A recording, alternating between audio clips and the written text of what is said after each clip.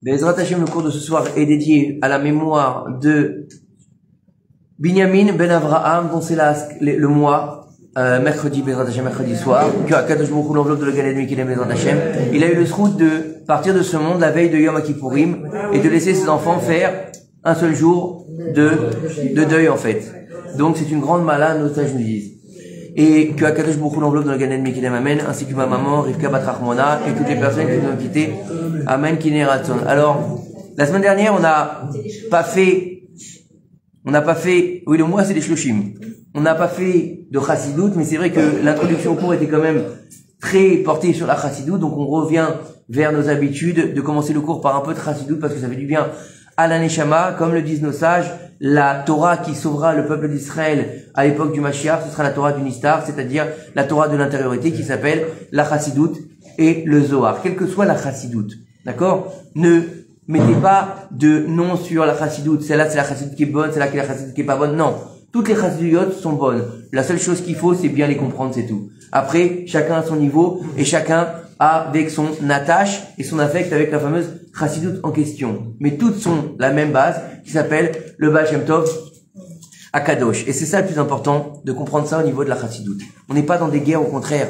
Baruch Hashem, on vient de sortir d'une période très difficile où il y avait beaucoup de tensions dans le peuple d'Israël. Aujourd'hui, on essaie de recoller les morceaux. C'est pas encore ça, mais doucement, doucement, on essaie d'avoir un peu de hardout entre nous. D'accord? Ça me fait penser justement à cet art japonais. Vous connaissez pas cet art japonais, j'en ai déjà parlé. C'est un art japonais millénaire que, au lieu de jeter un objet brisé, je me souviens plus le nom, j'ai un trou de mémoire, au lieu de jeter un objet brisé, par exemple, ils ont un vase. Au lieu de le jeter une fois qu'il est cassé, imaginez, vous faites tomber un vase. Que vous allez faire, vous? Mettre à la poubelle. Non, eux, qu'est-ce qu'ils font? Ils prennent le vase, ils font sécher, après ils mettent dessus de la résine, et ils vont le recoller morceau par morceau, puis ensuite, toutes les fissures vont être rehaussées. Donc, partout où il y a des fissures, des cicatrices, elles vont être rehaussées par de la peinture or. Des fils dorés. De la peinture, non, de la peinture, c'est pas des fils, c'est de la peinture d'or. J'ai oublié le nom, j'ai lu un livre là-dessus. Ça représente la résilience. C'est la résilience du peuple d'Israël. C'est exactement ça. De nos cicatrices, il faut embellir ça. Donc, on est passé dans une koufa, maintenant on est dans une autre koufa, Bezrat Hashem.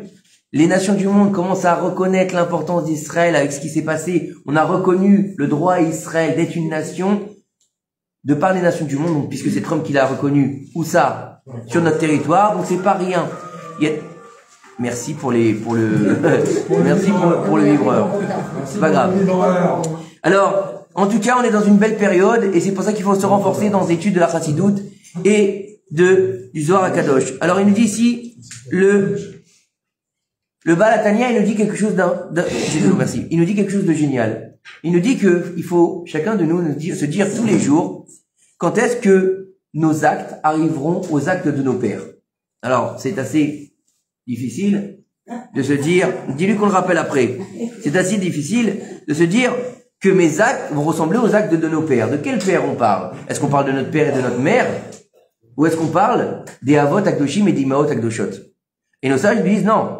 Il faut penser que quand on dit ça, c'est que nos actes ressembleront à nos pères et à nos mères qui ont créé le peuple d'Israël. Ça veut dire à Abraham, Isaac et Jacob, Sarah, Rivka, Rachel et Léa. Pas ton père et ta mère qui t'ont mis au monde, pas cela. Cela, c'est important de les respecter. Les respecter quand c'est des bonnes personnes de vouloir leur ressembler. Mais c'est à notre niveau. On est bien d'accord. Il nous dit ici, en fait, que chacun de nous, il est obligé de dire ça. Quand est-ce que mes actes, ils arriveront aux actes d'Abraham, Yitzhak et Yaakov? Mais quand on va réfléchir à ça, c'est impossible. Abraham, Yitzhak et Yaakov, c'est quand même quelque chose d'incompréhensible. On vous dit demain, allez emmener votre fils à égorger sur un hôtel, vous allez lui dire, laisse-moi tranquille. On vous dit, tu sais quoi, on va te jeter dans une fournaise ardente et puis, bonne chance. Puis laisse-moi tranquille, baba. Non? On va dire, tu sais quoi, tu vas aller travailler chez le plus grand des roublards et tu vas rester honnête. Je sais pas s'ils vont tenir beaucoup de temps. C'est ce qui s'est passé avec la Imot Akdoshim, les Imot Akdoshot. Les Imot Akdoshot, Sarah Imenou, elle s'est fait prendre par Pharaon dans son palais. Il lui a promis d'être la reine d'Égypte. Et il lui a dit, je te fais un pont en or. Elle aurait dû tomber. Non, elle est restée pure, elle était restée propre. Pareil avec Rivka, elle est née à Haran, Rivka. Il y a marqué là-bas, dans la Torah, il y a marqué écrit noir sur blanc. D'accord? Sur le parchemin, il y a marqué, elle était vierge et aucun homme ne l'avait connue. Bah, si elle est vierge, c'est normal. Pourquoi tu rajoutes ça? Parce que malheureusement, le maasé à l'époque, c'était de rester vierge, mais de faire de l'autre côté. Hachem Ishmor. Et donc, en fait, Rivka, ni elle avait connu ça, ni elle avait connu ça. C'est pour ça que les deux sont rappelés dans la Torah. Donc, imaginez, et c'était la normalité à leur époque. Vous imaginez? Rev Tov. Donc, faut comprendre de quoi on parle. Faut comprendre où est-ce qu'elle a grandi, Rivka, à tel point que le Shirachirim va l'appeler une rose parmi les ronces. Rivka Imenu. Rachel et Léa, c'est les filles de Lavan, du plus gros tordu du siècle. Elles sont restées pures, elles sont restées propres. Comment? Donc c'est pour ça qu'il faut dire quand est-ce que nos actes vont le ressembler. Et en fait, faut comprendre que c'est pas simplement du dimion qu'il faut avoir. C'est pas simplement une pensée juste, on va dire, Erev Tov. Faut pas se dire, voilà, je rêve, vous avez je rêve d'être une star comme Avraham, Yitzhak, Yaakov. Non, on n'est pas là-dedans. D'accord? La kavana, c'est quoi? C'est qu'un homme, il va faire tout ce qui est en son pouvoir pour mériter d'être, écoutez bien, d'être comme les Avot Akdoshim. Ça veut dire quoi? D'être un Merkava pour Akadosh Baruch Hu. Ça veut dire quoi? Ça veut dire qu'on doit faire tout ce qui est en notre pouvoir pour faire résider sur nous la présence divine.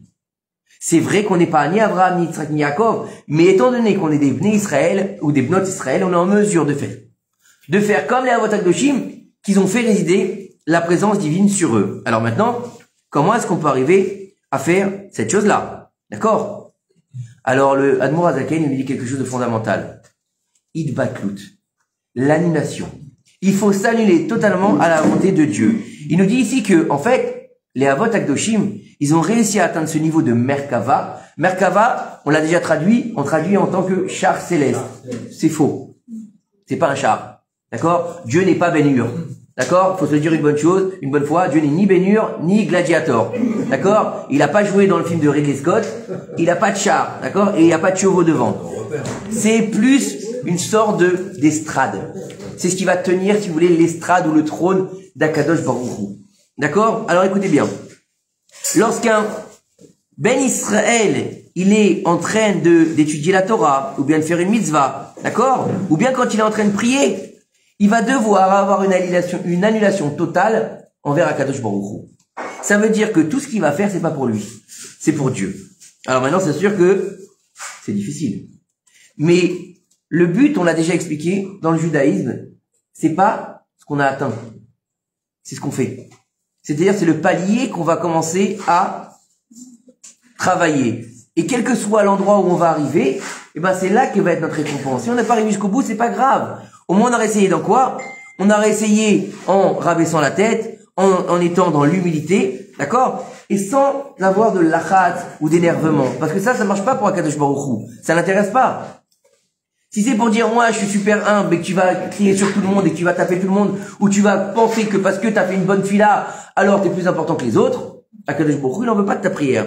D'accord? Et en fait, nos saints patriarches et nos saintes matriarches, ok, ils étaient dans ce niveau-là, d'être toujours annulés devant la volonté d'Akadosh Baruch Hu. Et c'est pour ça qu'on les appelle Merkava. D'accord? Baruch Hashem, on est en Israël, donc on peut comprendre que, mis à part de dire un char céleste, on peut dire le Merkava. Maintenant, ça doit rentrer dans les comment dire, dans le vocabulaire courant. Ça fait Baruch Hashem plusieurs années qu'on fait Merkava, quelque chose sur quel repose Dieu.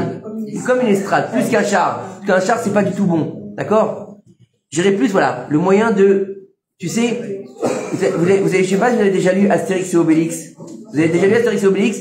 Vercingétorix, il se balade toujours, il le supporte sur un espèce de bouclier qui est tenu par 4 personnes. C'est pas un sugi plutôt? Pardon? À ce niveau, c'est pas le kintsugi, c'est ça. Le kintsugi, c'est l'art de refaire.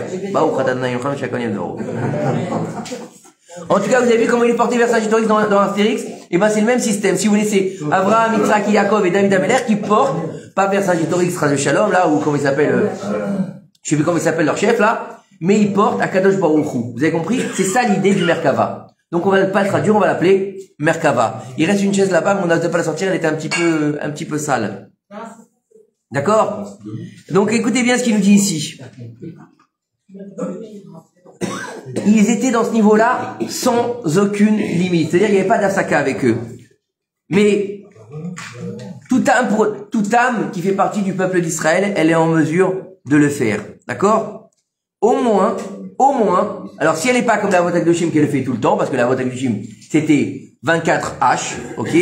Nous, si on n'est pas en mesure de le faire 24 H, d'être dans l'annulation toute celle devant Dieu, au moins, au moment où tu vas prier.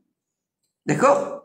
Au moins à ce moment-là, tu vas être en phase avec Dieu. Et il y en a qui disent aussi, au moment où tu vas étudier la Torah. À ce moment-là, tu t'annules devant la volonté de Dieu. Pourquoi? Parce que si tu as l'humilité de dire que je ne comprends rien, alors c'est à ce moment-là que tu vas tout comprendre. C'est à ce moment-là qu'on dit que Moshe Rabbeinu lui-même, il a attendu le plus haut niveau quand il a dit, je ne suis rien. C'est à ce moment-là qu'il atteint le 50e niveau. Donc c'est comprendre que c'est pas parce que tu étudies un peu que tu es mieux que les autres. C'est pas parce que tu as entendu un cours de Torah, ou que tu as bien prié, que tu as une belle voix, que tu as un chantre, ça y est, que tu dois être au-dessus des autres. Non, au contraire, Dieu, il les aime pas, ceux-là. Dieu, il aime les gens qui sont dans l'humilité. En fait, il nous dit que lorsqu'un homme, il va à un cours de Torah, que ce soit Shiur de Gemara, Halacha, Midrash, Moussar, Tanya, on s'en fout, c'est pas important. D'accord? Il peut mériter pendant, écoutez bien ce qu'il nous dit ici le Rav, pendant le cours, d'accord? D'être lui-même, de devenir le kissé d'Akadosh Baruch Hu. La chaise où reposerait Akadosh Baruch Hu. Et il nous dit que Akadosh Baruch Hu, il repose mamash sur lui. Comme si, au-dessus de lui, il y avait la Shrina. D'accord? Et en fait, c'est pour ça qu'il est interdit de laisser vaguer son esprit pendant un cours de Torah. Pourquoi? Parce que si la Shrina vient t'habiter, et toi tu penses à autre chose, c'est comme les gens qui mettent les tefilines. Quand un homme il met les tefilines, bon les dames vous n'allez pas les mettre, mais un homme qui met les tefilines et qui est en train de s'occuper du PMU, il a un problème. Il est en liaison directe avec Akadosh Baruch Hu, il s'occupe du PMU, merci. C'est un problème. Donc ça veut dire que à ce moment-là, écoutez bien, écoutez bien, ce que nous dit le Rav ici, s'il laisse vaquer son esprit au moment où il est dans la tefila, où il est dans les de Torah, et qu'il va penser à autre chose qui n'est pas en rapport avec Dieu, pour Dieu, ce limoud ou cette tefila, ça s'appelle une toeva. Une toeva, ça s'appelle en français une abomination. C'est ce que je viens de dire. C'est ce que je viens de dire, tefila ou limoud. D'accord? Et pourquoi? Parce que dans la tefila, tu es en train de parler directement avec Akadosh Baruch Hu. D'accord?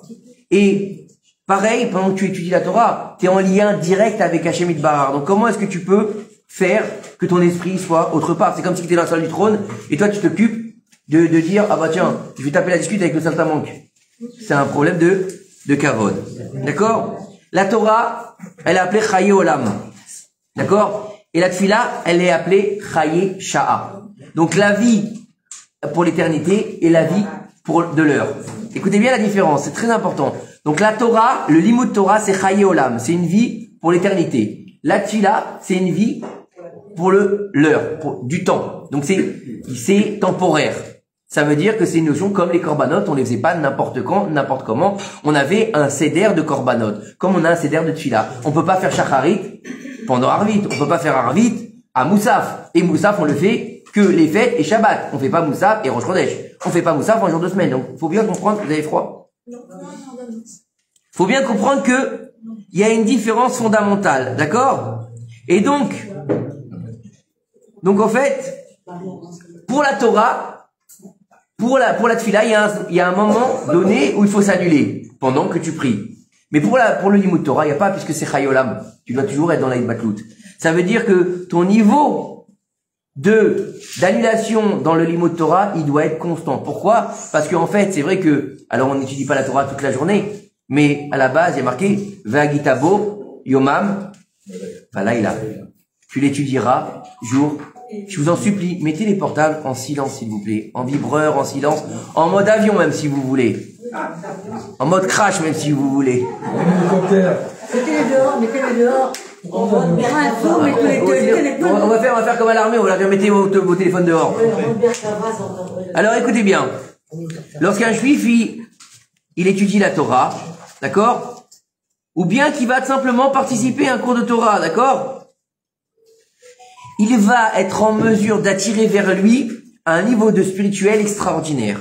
D'accord? Et le problème qu'il y a, c'est lorsque les gens, ils sont pas concentrés ou ils écoutent pas ce qu'on dit. D'accord? Et ils sont pressés des fois. Et ils font pas attention. Alors dans ces cas-là, faut savoir c'est comme si ils avaient gagné un shekel contre 1 milliard. C'est-à-dire que celui qui est là, qui va faire attention, qui va poser sa tête correctement, tiens, ça rappelle ce qu'on a dit au début du shiur, d'accord? Mais qui va être en sorte d'être là, d'être présent, même s'il est fatigué, ça peut arriver d'être fatigué. Je veux dire, on est des êtres humains, d'accord? T'as une grosse journée, t'es fatigué après la journée, tu baisses un peu la tête, mais t'es là, t'essaies de faire ton maximum, ou sinon tu viens, mais tu viens pour passer un bon moment, combien? Malheureusement, ils vont des fois, un shiur parce qu'il sait le rav un tel. D'accord? Je parle pas ici, hein. Ici, Baruch Hashem, que des tzadikim et des tzadikaniot. D'accord? Des fois, ils entendent, oh, il y a un rav un tel qui vient dans la ville. Ils y vont. Pourquoi ils y vont? Pour prendre un selfie. Et tout le cours, ils sont en train de jouer à Candy Crush. C'est dommage. Tu viens de gagner un shekel, alors t'aurais pu gagner 1 milliard. C'est khram.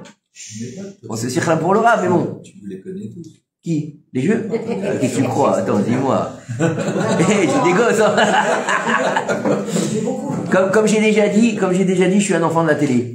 Donc, ouais, j'ai des mauvaises références. Mais c'est ce qui marche en général.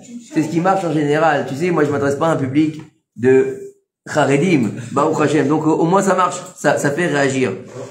Tu sais, la dernière fois, quand j'ai été donner mon cours à Jérusalem, la dernière fois, j'ai été donner mon cours sur ma teshuva. Je leur ai expliqué comment j'ai fait teshuva.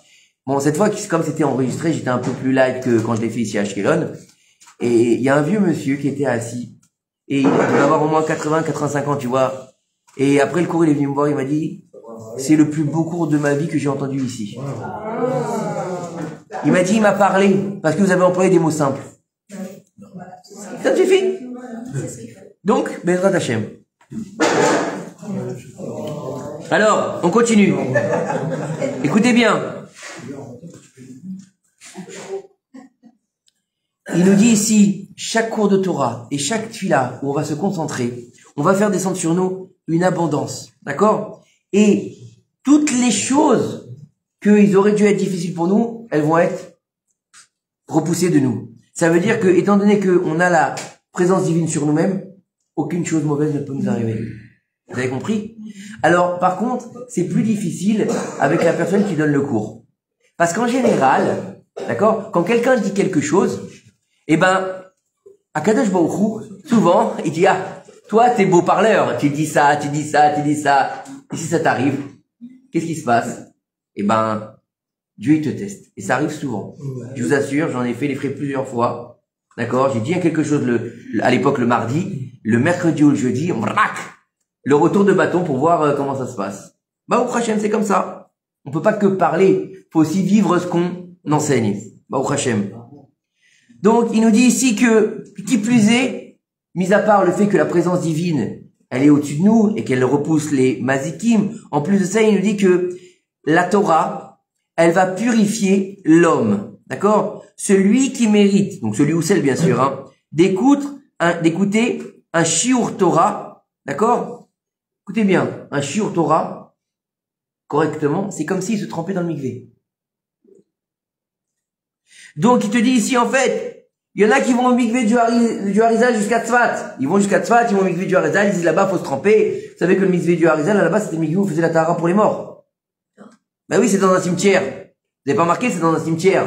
Et c'est là-bas qu'il avait les morts avant de les enterrer, puisqu'on lave les morts avant de les enterrer. Et ben là-bas, c'est le mikvé où les gens se trempent. Il dit au lieu d'aller jusque là-bas, jusqu'à Tzfat, au lieu d'aller loin, d'avoir les embouteillages, d'avoir la rasera de la conduite, et des fois t'entends, des fois t'es avec quelqu'un, ou des fois t'es avec ta femme, ou avec ton mari, des fois c'est pas évident. Et ben il te dit quoi? Va sur Torah. Va sur Torah, c'est comme si t'allais dans un mikvé.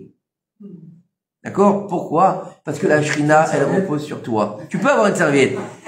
La shrina, elle repose sur toi. Ça veut dire que la présence divine est sur toi. Elle te nettoie de toutes les impuretés.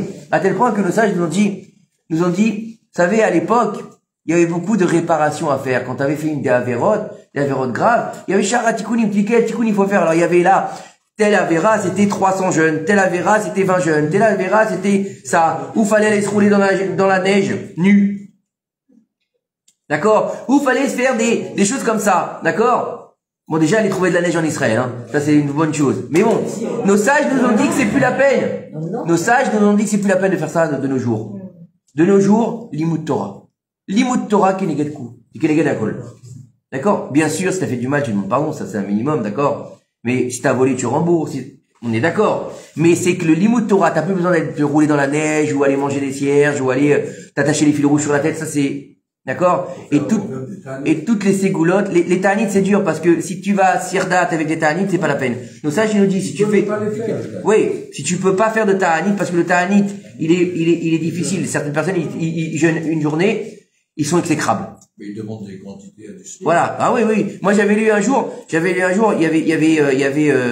y avait une avéra, il disait, chaque fois que tu as fait cette avéra, c'est 80 jeûnes. D'accord? Donc, ça faisait pour quelqu'un qui avait fait ça quelques fois, cette avéra, d'accord? Ça faisait que tu devais jeûner toute l'année.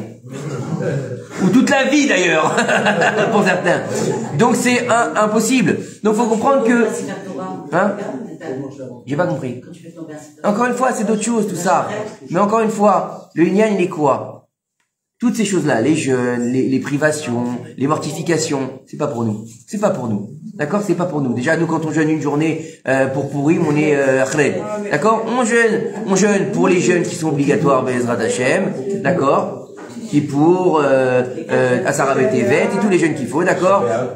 Et Rev Tov. Et ça, c'est déjà bien, Baruch Hashem. Maintenant, il y en a qui ont le minhag de jeûner le lundi et le jeudi. Chacun fait comme il veut. D'accord? Mais si, de l'autre côté, il va jeûner, il va être exécrable, ou bien il va pas pouvoir étudier la Torah, c'est pas la peine qu'il fasse son jeûne.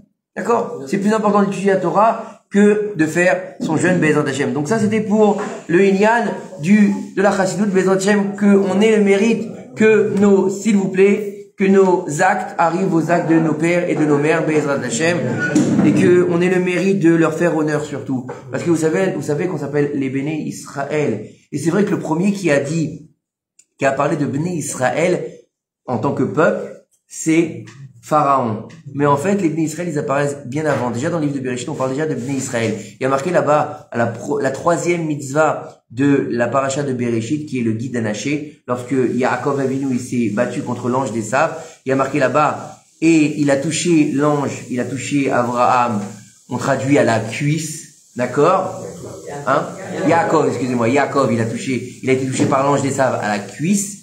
D'accord? Et donc, pour cela, les Bnei Israël, il y a marqué comme ça dans la Torah, les Bnei Israël ne mangeront pas du guide anaché. Comme ça, c'est marqué. Donc, on parle déjà des Bnei Israël. On en parlera même après, au moment de Shrem et de Dinah. Il y a marqué plusieurs fois Bnei Israël bien avant qu'on devienne un peuple. Puisque la Torah est une prophétie. C'est important de savoir décrire. Oui. C'est à ce moment-là que l'ange lui dit, tu t'appelleras plus Yaakov. Tu t'appelleras Israël, oui. À ce moment-là. Mais on parle des bénis Israël. Il y a marqué, après ça, c'est-à-dire qu'après qu'il est béni, il y a marqué, et les enfants d'Israël ne mangeront pas le nerf sciatique. C'est logique. Puisqu'on va descendre des 12 tribus. Oui, mais c'est-à-dire que déjà, on a matérialisé les bénis Israël. C'est-à-dire qu'on est déjà dans un état de peuple. Alors qu'on n'est qu'une tribu pour le moment, on n'est encore qu'une famille même. D'accord? C'est bien compliqué, c'est pour ça qu'il faut lire entre les lignes. Il y a des choses qui sont formidables.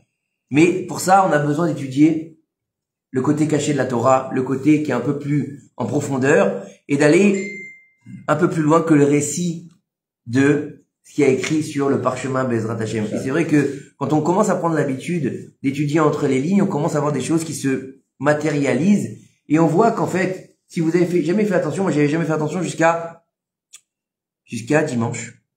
Dimanche, ouais, c'est ça. Vous savez que le monde, il a été créé en 6 jours? Hein? C'est pas en 6 jours.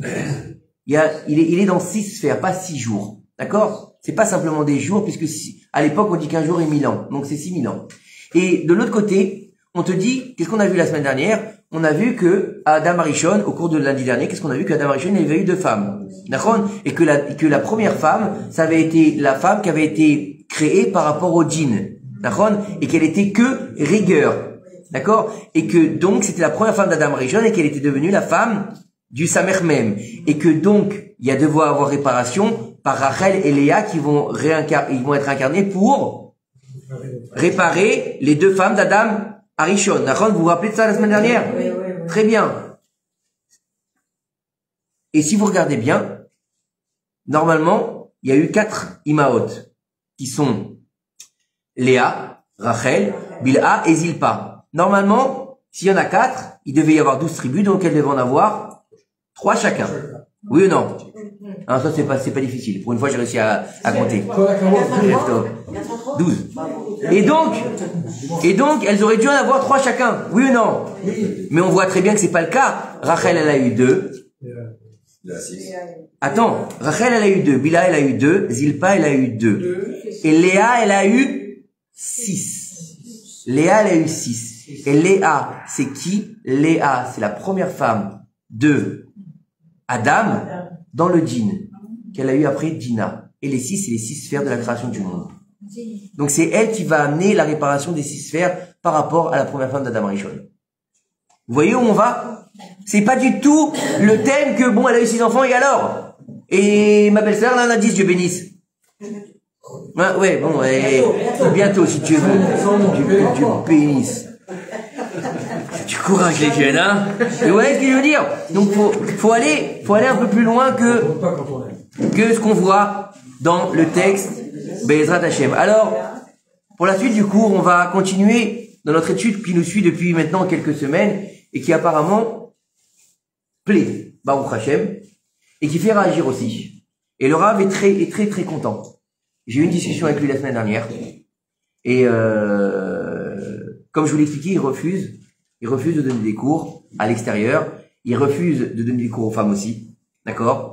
Et il refuse de recevoir les femmes même. Il est raciste? Non, c'est son problème, ça le regarde. Il a un CDR bien particulier, il donne des cours à 4-5 personnes, maximum c'est 9 personnes. Il veut pas, c'est comme ça, c'est son truc, d'accord? Et quand je lui ai expliqué, on avait été à la veille de Shana Rabbah, comment ça se passait les cours, que la semaine dernière on avait parlé de femmes de Adam, il était très heureux que Baruch Hashem, la communauté d'Ashkelon et les gens qui suivent le cours aussi, ils puissent profiter de ces cours sans qu'il ait besoin lui-même et qu'il peut se concentrer dans ses écrits.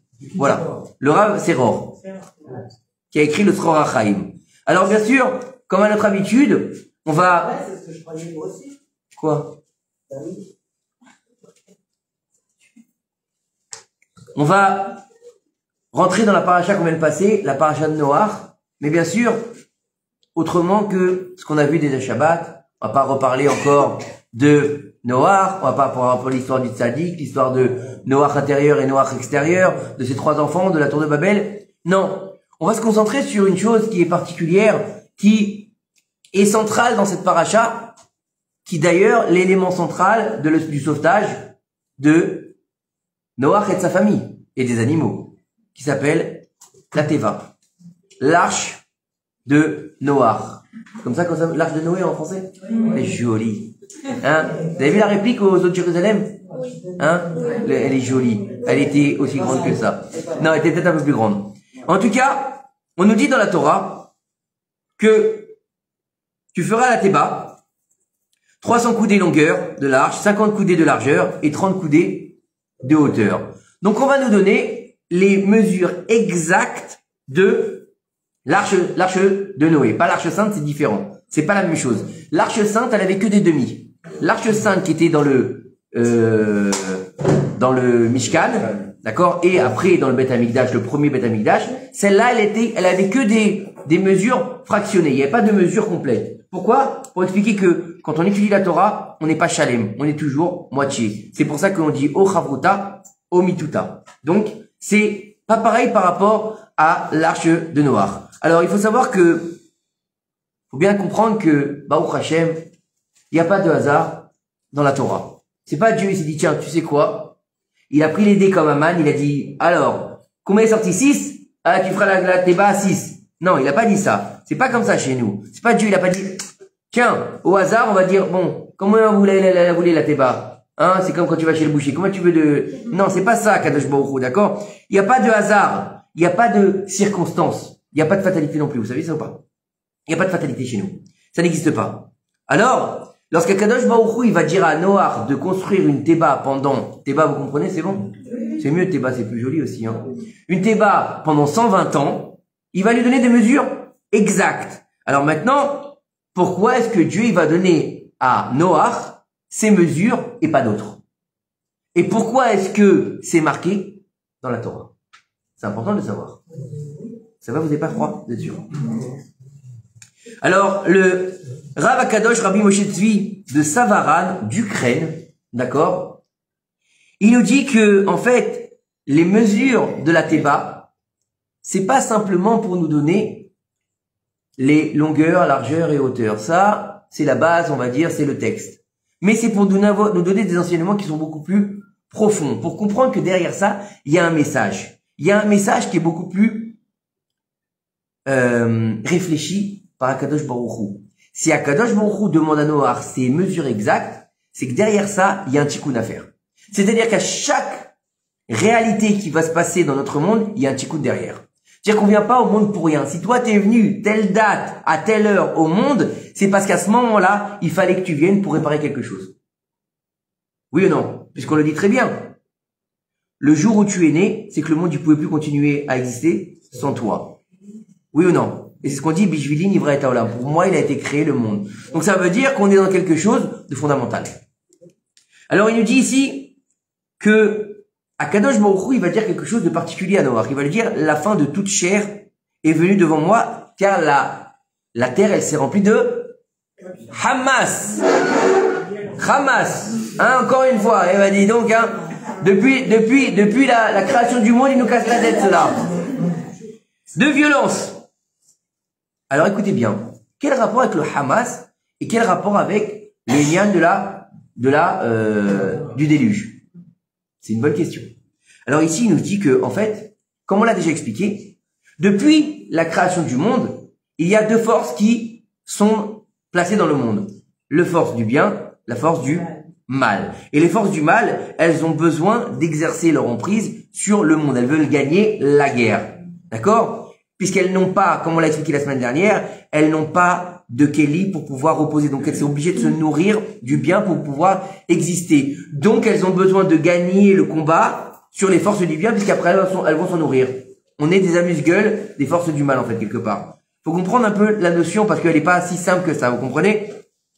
Et on sait que le Yetzer Hara, il porte le nom de Samer Mem, on l'a déjà expliqué. Il s'appelle, on va le dire une fois, Sama et Sama El. Ok, vous divisez en deux, mais et vous le remettez ensemble pour savoir comment il s'appelle. Maintenant, ça veut dire que on va voir 4 lettres qui composent ce nom-là. Le Samer, le Mem, le Aleph et le Lamed. Maintenant, on sait très bien que dans toute chose qui existe dans notre monde, que ce soit en rapport avec le monde céleste, il y a toujours du bien. Pourquoi? Parce que c'est Akadosh Baruch Hu qui l'a créé. Et que la notion de bien et de mal n'existe que chez nous.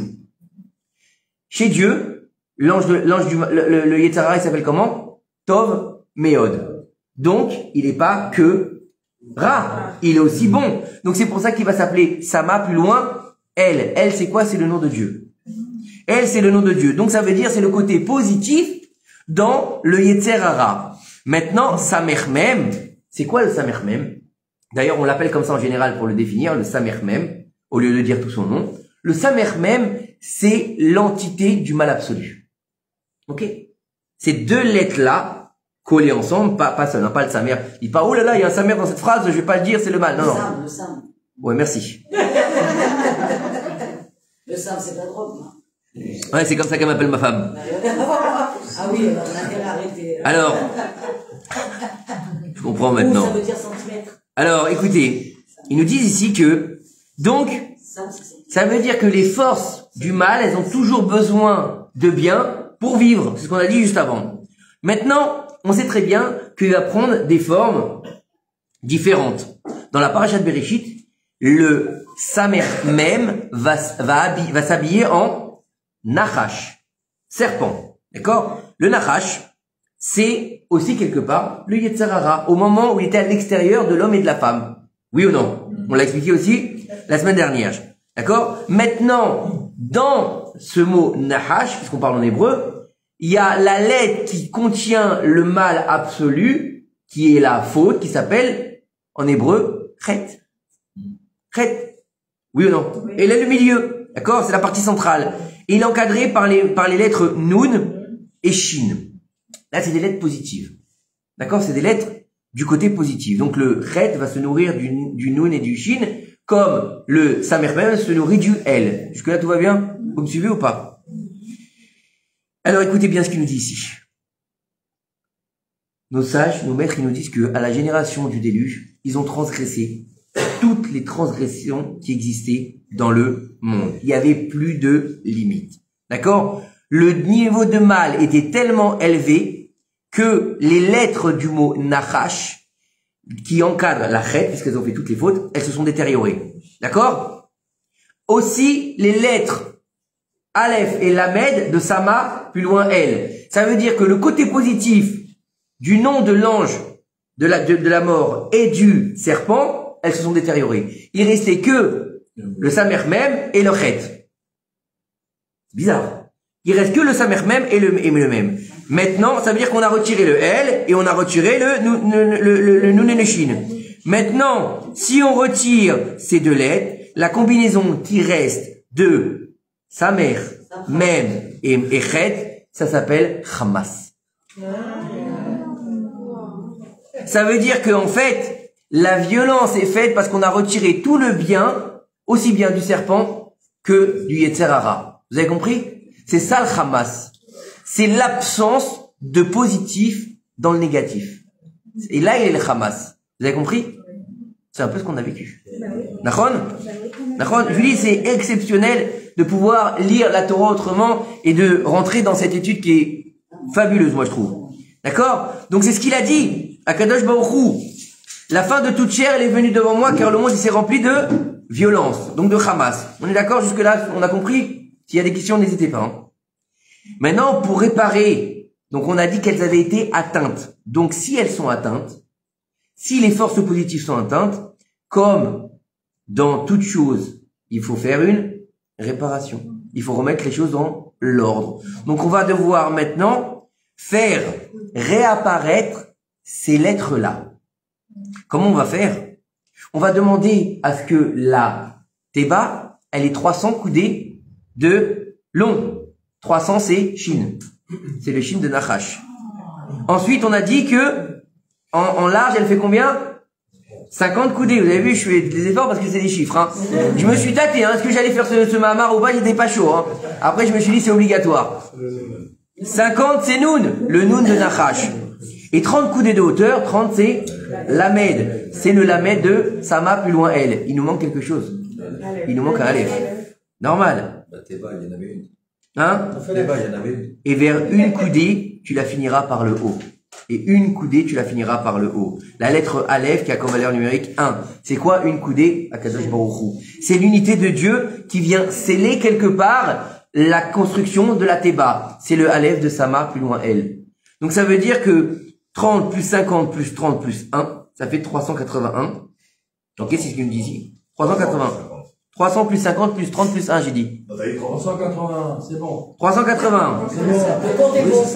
Donc, ça veut dire que maintenant, ça a transformé le djinn des forces du mal en miséricorde pour ceux qui sont seulement dans l'arche. Pas pour les autres. Pour les autres, ils sont morts. Tout le monde est mort. Bon, il y a eu aussi un Og qui a été sauvé parce qu'il devait rester attaché à la Teva. Mais il faut savoir que il était nécessaire. Alors, on peut se poser la question, pourquoi est-ce qu'il a sauvé Og? Og, c'était pas un tzaddik, c'était un géant. Pourquoi est-ce qu'il a sauvé? Parce que il était nécessaire de garder l'équilibre du monde par rapport à, justement, ce deux côtés bon et mauvais. Parce que Og, il représente la clipa. Et s'il n'y a plus de clipa, on repart dans une histoire où il n'y a plus de libre arbitre. C'est encore un autre mamar que j'avais étudié il y a quelques temps, mais c'est encore une autre histoire, d'accord? C'était nécessaire que Og, il reste. Il restera jusqu'à l'entrée des enfants d'Israël l'entrée des enfants d'Israël en Israël, justement. Intéressant. C'est sur Og que Sarah, elle s'est élevée. Apalit, oui. Apalit, celui qui a été dire à Abraham à Sarah que Abraham était en train de sacrifier Yitzhak, c'est Og. Parce qu'il voulait se marier avec elle. Sarah faisait 1m60, lui il faisait 7 mètres, un peu difficile, mais bon. Chacun son histoire. D'accord? Maintenant, regardez ce qu'il nous dit ici. Le Mekoubal. Rabbi Nathan Neta Shapira. Zichron Livracha. Il va nous dire dans son livre Megala Mukot que il y a beaucoup de secrets derrière les mesures de l'arche. Vous savez qu'on a toujours expliqué que le mot Mida, c'est pas simplement des mesures, c'est aussi des vertus. Et donc, savoir que le travail des midot, c'est ça le plus important. C'est-à-dire que, à chaque mida, on doit recevoir un travail. Quand on va lire la paracha de Noach, on doit comprendre que la mida de Noach, c'est quoi? C'est Noach. D'être Noach. Vous comprenez? Et Noach, lui, il a réussi à atteindre ce niveau de Noach. Il a perdu le niveau du tzaddik bêtement. il est devenu Isha Adama. Mais encore une fois, c'est vrai qu'il y a une marloquette en disant est-ce que Noach il était tzaddik ou pas. Alors il dit c'est leur génération. Mais excusez-moi, il y a marqué dans la Torah, Noach, Ish, tzaddik. Donc c'est qu'il était tzaddik. C'est la Torah qui le dit, donc c'est marqué dans la Torah, c'est Dieu lui-même qui va dire que Noach c'est un tzaddik. Mais on s'en fout.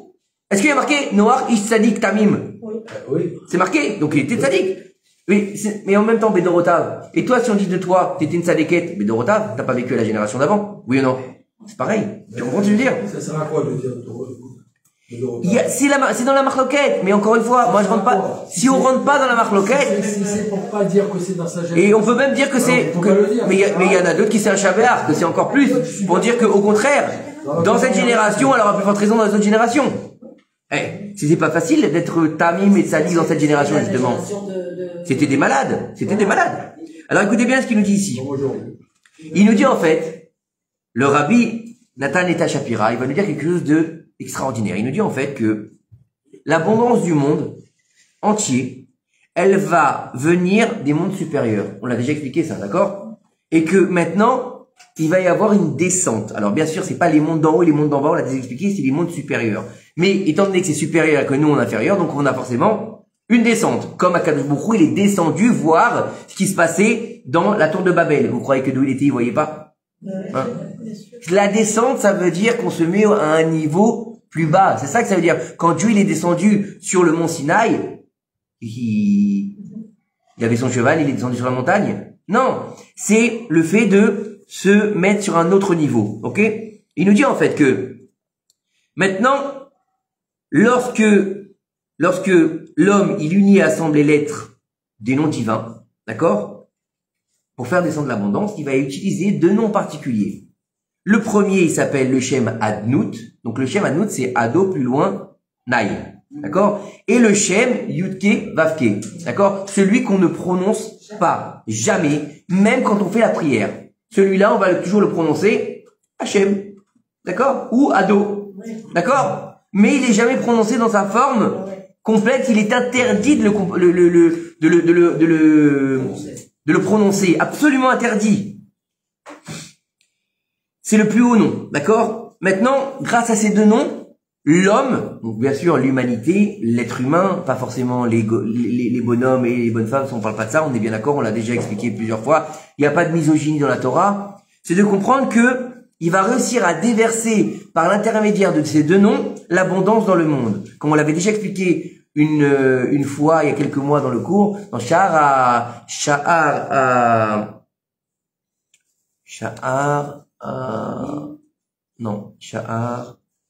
sais plus, j'ai un trou de mémoire. C'est ce livre du Rav Gikalita, j'ai un trou de mémoire. Il parle là-bas de toutes des Shaharot, c'est un livre qui recense toutes les portes par rapport au nom divin. Et il dit en fait que le Hadnout, c'est la salle des trésors du Yudke Vavke. Donc ça veut dire que le Hadnout, c'est celui qui garde les trésors d'Hachem par la miséricorde qui va les faire descendre sur terre. D'accord? Et il nous dit ici que maintenant, on a ces deux mots-là. Alors le Rav, il nous dit que, justement, c'est pour ça que les Bnei Israël, ils répondent Amen. Pourquoi est-ce qu'ils répondent Amen? Parce que le Amen, on l'avait déjà dit à la Sodashi Shita Shabbat, Baruch Hashem, que le Amen, c'est en valeur numérique 91. Et 91, c'est quoi? C'est Adnout et Avaya ensemble. Avaya, c'est Yudke Vavke, d'accord? Yudke Vavke, ça fait 26. Adnout, ça fait 65. Ça fait 91, ça fait Amen. Jusque-là, tout va bien? C'est moi qui suis nul en calcul d'habitude, hein. Je vous sens dubitatif, hein. Tu as révisé, hein, je crois. J'ai même pas révisé. Je l'ai lu en diagonale comme d'habitude. Entre deux colonnes. Là, alors, quand on va dire Amen, d'accord, avec la kavana et comme il faut, en gardant bien sûr l'intention qu'il faut, ça veut dire qu'on est dans l'intention d'allier le Shem Adnout et le Shem Avaya. Le Shem Avaya, j'ai répété, on va l'appeler comme ça, Avaya, c'est Yudke Vavke. D'accord? Donc ça veut dire que maintenant, une fois qu'on va dire Amen, qu'on a relié ces deux noms, on va faire descendre l'abondance sur la création entière. Le Zohar, il nous dit, celui qui répond Amen, il est plus grand que celui qui a fait la bénédiction. Donc répondez Amen. Ça me rappelle ces fameuses histoires. Il y avait un Rav, il avait une mitzvah qui était très importante pour lui. C'était qu'il fallait que quand tu fasses une bénédiction, quelle que soit la bénédiction, on réponde Amen. C'était comme ça. C'était un rave. Pour lui, il fallait qu'on réponde amen à ses bénédictions. Et un jour, il était en train d'étudier la Torah. Il était 4 heures du matin. Il faisait comment dire? Il était tard, il y avait personne, sa femme elle dormait, ses enfants dormaient, tout le monde dormait, la rue était paisible. Et à un moment donné, pendant son étude, il a eu envie de boire un verre d'eau. Et il a pas bu le verre d'eau.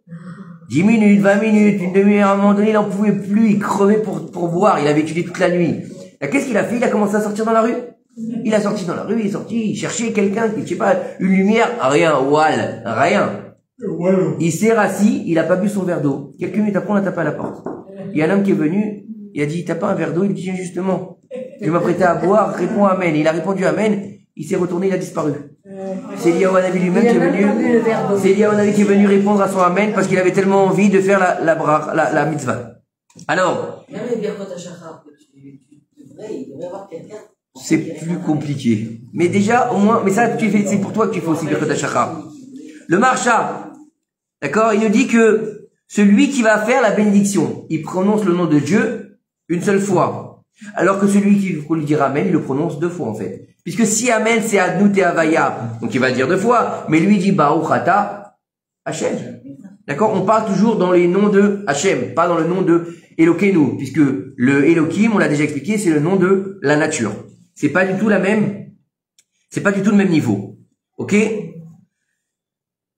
Alors là, il va faire une opération mathématique, donc je vous demande de m'écouter. D'accord? Il nous dit ici, on va multiplier chacune des lettres de ces 2 noms divins par leur équivalence. Donc il te dit, alors il dit, Aleph égale 1 fois 10, ça fait 10. Donc ça fait Yud. Ça fait Yud qui fait 10. Donc le Aleph il équivaut au Yud. Le Dalet c'est 4 fois le He, ça fait 5. Ça fait 20, il nous dit ici. Attends, le Aleph et le Yud il fait 10, pardon. Le Yud il fait 10. Le Dalet il fait 4 fois 5, donc il fait 20. Donc Dalet fois E, ça fait 20. Noun fois Vav, ça fait 50 fois 6, ça fait 300. Yud fois He, donc voilà, c'est joli de faire comme ça. Non, moi, voilà, avec l'autre. Là avec l'autre, excusez-moi. Je vous l'ai dit, c'est les multiplications. Suivez quand même, hein. Moi, je me mets en danger ce soir, hein. Non, il fait 4 lettres, il en fait plus. Non, les 2, ils font 4 lettres. Yud, Ke, Vav, Ke, Aleph, Dalet, Nun, Yud. Les 4, les 2, ils font 4 lettres. Alors, écoutez bien. C'est dur pour moi ce soir. Bon, allez. 1 fois 10, ça fait 1. Donc, Aleph fois Yud, ça fait 10. Dalet fois He, 4 fois 5, ça fait 20. Noun fois Vav, ça fait 50 fois 6, ça fait 300. Yud fois He, 10 fois 5, ça fait 50. Donc ça fait un total de 380. Qui sont tous les niveaux de l'abondance qui descendent dans ce monde-ci. D'accord? Et Rabbi Nathan Shapira, il nous dit que les dommages qui ont été faits par la génération du déluge, d'accord? Ils ont coupé l'abondance dans ce monde par les 2 noms divins, parce qu'ils ont engendré la destruction. Si l'abondance, elle vient plus, on est obligé de détruire. Oui. 380. Oui. Là, c'était 80-80. Ça équivaut à quoi? C'est la Teva. Attends, j'ai pas fini. Non, j'ai pas fini. Oui, c'est ça. Je sais pas ce qu'il y a écrit de la page d'après, j'étais pas là. C'est pas moi qui ai écrit le livre.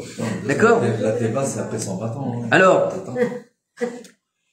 Et donc, Hachem, il a ordonné à Noir de faire une Teba. De 300 fois 50 fois 30, donc un total de 380. Donc ça veut dire qu'en fait, en faisant la Teba, Noach qui va réparer les conduits d'abondance des 2 noms divins qui reposent dans ce monde que la génération du déluge elle avait endommagé. Pas mal, hein? Vous avez encore du temps ou pas? Parce qu'il reste encore un petit peu. Ça va, on a encore le temps là, non? Maître Capello, on est bon ou pas? Il y a le temps, ça va. J'aime quand tu me dis ça. Alors maintenant, encore une autre explication. Ça va, ça vous plaît? C'est sympa? C'est beau, moi je trouve ça magnifique. Le Maguid Akadosh de Koznitch. Zichrono Livracha. Ça devait être un Tunisien, lui, à mon avis, Betty. À mon avis. Sûr.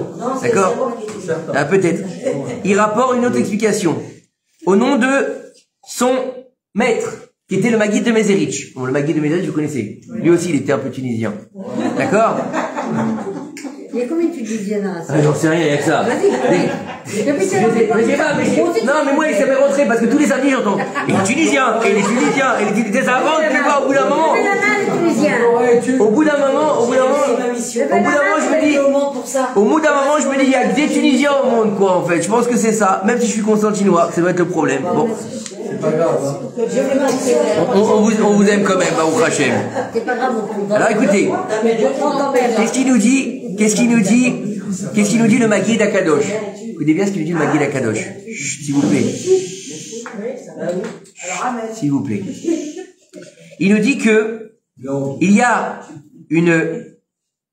un lien direct entre la bouche et la brite. La mila. D'accord, la mila. Donc il y a un niveau entre l'endroit où on va circoncire l'enfant et la bouche avec laquelle on parle. Bekarov Bezrat Hashem chez vous. D'accord? Pas votre bouche, hein. Ah ben l'autre il dort. Hé, réveille-toi, parle de toi. C'est pas possible, c'est le dormir. Alors, il nous dit que le mot P, valeur numérique 85. Le mot Mila, le mot P, il a une valeur numérique de 85. Le mot Mila, il a aussi une valeur numérique de 85. D'accord? Donc celui qui fait attention à sa bouche, en faisant attention à comment il parle, en ne rabaissant personne, en faisant pas de la shonara, d'accord? Et bien sûr en ne disant pas des mots sales, donc de la vulgarité, d'accord? Alors, du ciel, il aura une aide pour ne pas venir à détériorer sa Brit Mila. Ça c'est pour l'homme, ça, et pour la femme. C'est une bonne question, c'est une bonne question. C'est une bonne question. C'est une bonne question. C'est une bonne question. C'est une très bonne question. C'est une très bonne question. La femme qui va pas garder sa bouche, elle engendrera justement le baya de la Brit Mila chez l'homme. Avec un manque de tsniout, avec un problème de ilchati, et elle finira, comme ça j'ai abandonné une fois, et elle finira par tomber dans l'infidélité. Dans l'infidélité. Eh oui, ben oui, parce qu'elle parle de sa bouche, mais elle n'a pas de bris, mais par son membre à elle, elle fait fauter l'homme. Ben oui, hein, écoutez, vous appelez un chat, c'est tout, hein, je veux dire, faut arrêter de se voiler la face, je veux dire, au bout d'un moment, Baruch Hashem, ici, il y a que des gens qui ont un certain, quand même, un niveau d'érudition, que ce soit en Torah ou en sagesse, vous comprenez les choses comme il faut, donc on n'a pas besoin de passer par des mots détournés. Malheureusement, dans notre génération, justement, le plus grand problème, c'est le nivoulpé et la brit mila, donc la vulgarité et les problèmes de débauche et d'infidélité, donc faut les appeler comme elles sont. D'accord? Alors maintenant, c'est là qu'on peut comprendre, il nous dit, le Maguid Akadosh, d'accord, que Noach, il avait atteint le niveau de Tzadik Vetamim. Pourquoi? Ça veut dire que intègre, on l'a vu Shabbat, intègre, c'est celui qui garde sa Brit Mila, et Tzadik, c'est celui qui garde sa bouche. Et ça veut dire que grâce à ça, il peut sortir de ce qui a été dit par Akadosh Baruch Hu, et la fin de toute chair est arrivée devant moi. La chair, c'est quoi? C'est quoi la chair? C'est ça, c'est les problèmes de débauche. C'est comme quand ils ont demandé dans le désert, ils ont demandé, on veut de la chair, on veut de la viande. Vous croyez qu'ils voulaient un beefsteak? Ils voulaient la voisine. Ils voulaient la voisine. Comme ça, ils nous disent nos sages, nos sages, ils nous disent que c'est comme ça. Parce que depuis le mont Sinaï, qu'est-ce que Dieu il a dit dans les 10 commandements? Dans la partie des hommes, il y a marqué, tu ne convoiteras pas la femme de ton voisin. N'oubliez pas que avant tous les ignanes de l'inceste, etc., il n'y a pas ça. Il n'y a pas. Regardez, allez voir dans les Shemot là-bas de Esav. Dans les Shemot de Esav là-bas, par rapport à ses enfants, vous voyez que Eliphaz, il a épousé Timna. D'accord? Eliphaz, il a épousé Timna, et de Timna va descendre à Amalek. Mais Timna, c'était sa sœur. Sa race, c'était pas propre. Et donc, il y avait un besoin de chair. Le chair, c'est quoi? C'est la débauche. D'accord? Maintenant, il nous dit ici que écoutez bien, lorsqu'il y a un niveau de laisser sa langue et sa brite, non, Chofchi, pas propre, justement, au contraire, faire ce qu'il veut. C'est-à-dire qu'on garde pas notre bouche, on garde pas notre brique. S'il vous plaît, c'est pas comique du tout ce qu'on est en train de dire. C'est pas du tout comique. On est dans quelque chose de très très sérieux. Mamash est hyper sérieux. Il nous dit ici, Shlomo Amelech lui-même, il nous dit, Maved vechaim beyad alashon. Et si on va regarder, donc ça veut dire que la mort et la vie sont entre les mains de la langue. Bon, entre les mains de la langue, c'est un peu bizarre de dire ça, mais bon. D'accord? C'est mal traduit, mais c'est pas grave. Écoutez bien. Maved vechaim beyad alashon, si vous prenez toutes les rachetés de tous les mots, ça fait ma boule. Ça fait ma boule. Donc ça veut dire que lorsqu'on va pas garder ni sa bride ni sa bouche, on reste à ma boule. Akadosh Baruch Hu, il a demandé à Noach. Noach, fais-moi 300 coudées de longueur, 50 coudées de largeur, 30 coudées de hauteur, Shin, Nun, Lamed, Lashon. Mais il y a un problème, c'est que Lashon, ça s'écrit avec un Vav. Et là, on n'a pas de Vav. Le joueur Akadosh, il nous dit que Nachon, c'est vrai que Noach, il était tzaddik, tamim. Nachon. Donc il a gardé sa bride, il a gardé sa bouche, puisque on a dit Shabbat qu'ils n'arrêtaient pas de faire du Lashon Hara, les gens de l'époque de la génération du déluge. Nachon. Alors pourquoi est-ce qu'il n'a pas un Lashon complet, Noach? Pourquoi est-ce qu'il n'a pas un Vav? Parce que en fait, Noach, à la différence de Moshe Rabbeinu, il s'est occupé que de lui. Noach, il s'est pas occupé de sa génération. D'accord? C'est pour cette raison que, justement, les eaux, ils vont porter le nom de Noach. Il y a marqué quoi? Mais Noach. Pourquoi il s'appelle le nom de Noach? Parce que Noach, il a sauvé que sa pomme et pas les autres. D'accord? Et bien sûr, le Khatam Sofer, il va nous dire quelque chose. Il va nous dire que, qu'est-ce qu'il a fait? Il n'a pas fait de Tochacha. Il a fait quoi? Dieu lui a dit, tu fais une arche? Je fais une arche. Oh, attention, il va y avoir un déluge. D'accord, il va y avoir un déluge. Mais il n'a pas été vers les gens, ou il n'a pas dit à Kadosh Baruch Hu, attends, je peux pas laisser le monde. Il n'a pas été prié. Avraham Avinu, pour Sdom, Va'amora, qui était une ville de dépravé total, de Maboul, qui coupait les jambes des hommes quand ils dépassaient du lit. Oui. Quand les gens étaient invités, quand ils étaient grands, ils les mettaient dans les petits lits, quand ils étaient petits, ils les mettaient dans les grands lits, dit le Midrash. Quand ils étaient grands, donc leur pied dépassait, ils leur coupaient les pieds pour qu'ils soient bien dans le lit. Et quand ils étaient petits, ils les étiraient, nous dit le Midrash. C'est ouf! Ils coupaient les cimes des arbres pour pas que les oiseaux viennent manger les fruits des arbres. C'était des maboules. Ouais. Et pourtant, Abraham, il a prié pour eux, il a dit à Dieu, attends, s'il y a 50, s'il y a 40, s'il y a 30, s'il y a 20, s'il y a 10. Noach, qu'est-ce qu'il a dit? Je suis charpentier. Je vais faire un petit bateau. D'accord? Alors il aurait dû faire des remontrances, il aurait dû leur dire, faites teshuva, revenez, ou sinon Dieu il va détruire le monde. Et c'est une loi de la Torah. Tu dois faire des remontrances à ton prochain pour qu'il suive les bonnes voies. Et si tu le fais pas, c'est toi le fauteur. Alors attention, faire des remontrances, c'est pas, j'ai pas fini. Faire des remontrances, c'est pas voir un mec qui connaît pas. Attends, c'est toi qui es en tort. Si tu vois quelqu'un qui se comporte pas bien, d'accord? Attention, c'est pas lui dire, Racha, pourquoi t'as fait ça? Tu vas non faire, non, ça t'es un ouf. D'accord? C'est pas comme ça. Faut lui dire, peut-être que le type, il connaît pas, il a jamais appris. Le type, il a grandi, je sais pas, moi, en Sartre, et il a jamais vu un rabbin, on lui dit, tu sais, t'es juif? Ah oui. Il rentre chez McDo, et le rabbin, il passe, ah, c'est péché. Mais monsieur, c'est quoi péché? McDo, c'est bon. Vous voyez ce que je veux dire? Il faut savoir faire les choses. La Tochacha, comme Moshe Rabbeinu, qu'est-ce qu'il a fait? Que par allusion, il a dit au Bnei Israël. Il leur a dit Yamsouf, Bedizahav. Il leur a fait que des allusions, il leur a même pas dit comment dire, dans les mots. Alors, Akadosh Baruch Hu, il a fait aussi cette allusion à Noach dans les mesures. Il lui a fait la shon sans le vav. Il lui a dit, tu as préservé ta langue, Nachon. Donc, tu as eu une aide du ciel pour garder ta Brit Mila. Donc, tu as gardé et ta Brit Mila et ta langue. Mais tu n'as pas utilisé ta langue comme tu l'aurais dû le faire pour pouvoir sauver la génération dans laquelle tu vivais. D'accord? Et c'est quoi le Vav? Le Vav, c'est ce qui fait le lien. Le lien avec qui? Déjà le lien avec le ciel, mais le lien aussi avec les autres. Donc en n'utilisant pas ta langue pour sauver ta génération, tu as coupé le lien. Donc tu auras que le Lachon sans le Vav. C'est beau, je trouve. C'est beau. Je pense que ça nous concerne beaucoup dans notre génération. Parce que le Lachon Hara, Dieu bénisse ce qu'il y en a dans notre génération. Alors, il a fait ma boule à l'époque. Et aujourd'hui, Alors on a de la chance qu'il ait promis de plus détruire le monde par le Maboul. On a de la chance. Il a dit qu'il le fera plus. Il a dit qu'il le fera plus. Le monde a été créé pour soi, pour un homme. Ça veut dire que si tu ne respectes pas la brique Bien sûr. et la bouche, Bien sûr. tu détruis ton monde, c'est-à-dire... Bien sûr, tu te détruis. C'est pour ça que, rappelez-vous, qu'est-ce que dit la Gemara, et on le voit dans la liste, s'il vous plaît. Regarde bien.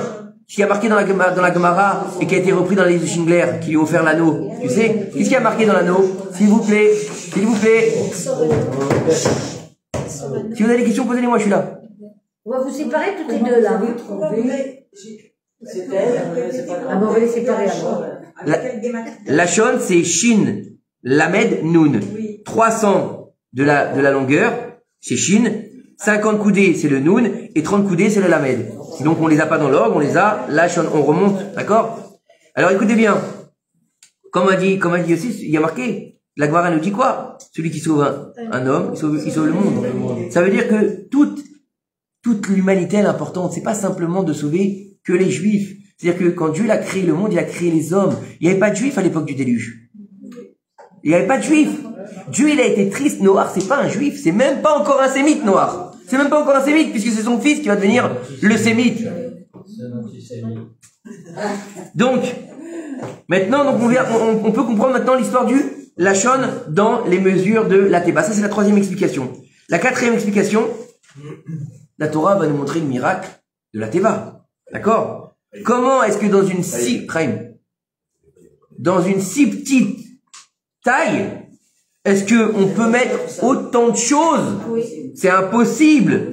Donc il nous dit ici que, écoutez bien, il nous dit que dans les prophètes il y a marqué, en ces temps-là, Cheskiaou fut atteint d'une maladie mortelle.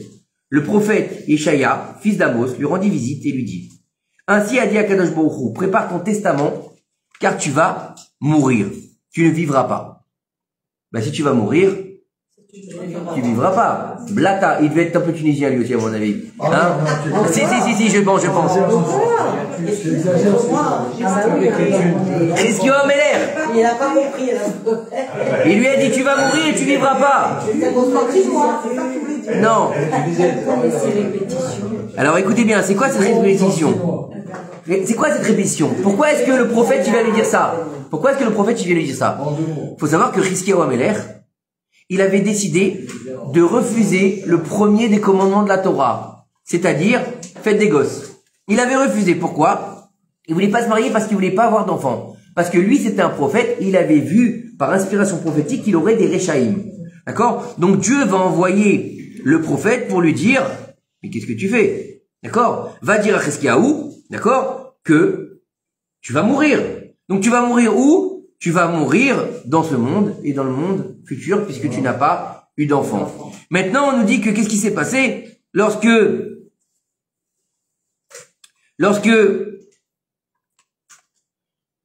prophète il est venu le voir, il lui a dit tu sais quoi, toi tu as une fille, c'est une tzadékette.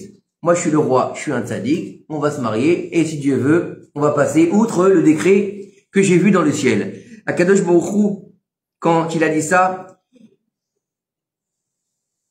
Yeshayahu, il a dit à Cheskiaou, Akadosh Baruch Hu, Dieu de David ton père, j'ai entendu ta prière et je te guérirai. Je prolongerai ta vie de 15 ans.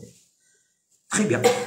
Alors maintenant, on demande pourquoi est-ce que Dieu lui a rajouté 15 ans de vie. Pourquoi il n'a pas donné 30 ans, 50 ans, 10 ans? C'est une question.